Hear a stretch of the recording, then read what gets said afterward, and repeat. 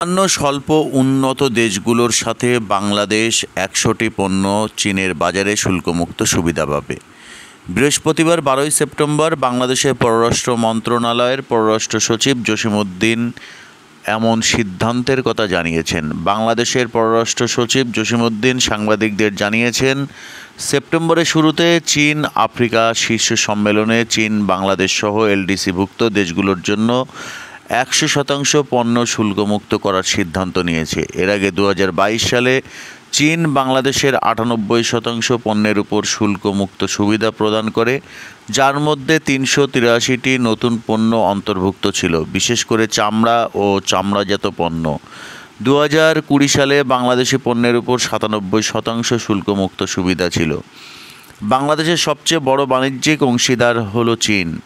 বর্তমানে চীন থেকে বাংলাদেশে পণ্য রপ্তানির পরিমাণ $২২.৫ বিলিয়ন বেশি, যেখানে বাংলাদেশ থেকে চীনে রপ্তানি মাত্র $৬০০ মিলিয়ন। বাংলাদেশের পররাষ্ট্র সচিব জসিমউদ্দিন আরও বলেন, সাম্প্রতিক সময়ে সবচেয়ে বেশি প্রত্যক্ষ বিদেশি বিনিয়োগ এসেছে চীন থেকে, যার পরিমাণ প্রায় $৮ মিলিয়ন। তিনি বলেন, আমরা চীনে আমাদের রপ্তানি বৃদ্ধির আশা করছি। তিনি আরও বলেন, বাংলাদেশ থেকে চীনে আম রপ্তানি প্রক্রিয়া প্রায় সম্পন্ন হয়ে এসেছে। আগামী বছর থেকে আমরা চীনে আম রপ্তানি করতে পারব। পররাষ্ট্র সচিব আরও জানান, কাঁঠাল, পেঁপে এবং অন্যান্য কিছু পণ্য রপ্তানির জন্য বাংলাদেশ চীনের সঙ্গে কাজ করছে।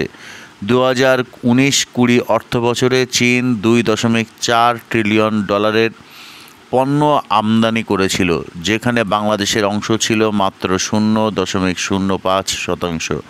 এ থেকে বোঝা যায় যে চীনের বাজারে বাংলাদেশের জন্য রপ্তানি বাণিজ্যের বিশাল সম্ভাবনা রয়েছে। Research and policy integration for ডেভেলপমেন্টের প্রধান মোহাম্মদ আব্দুল রাজ্জাক এক গবেষণায় বলেন, বাংলাদেশ যদি চীনের বাজারে মাত্র ১% দখল করতে পারে, তাহলে $২৫ বিলিয়ন আয় করতে পারবে। অর্থনীতিবিদরা বলছেন, বাংলাদেশের প্রধান রপ্তানি পণ্য তৈরি পোশাক। চীনে রপ্তানি বাড়াতে হলে বাংলাদেশকে রপ্তানি পণ্যের বৈচিত্র্য আনতে হবে।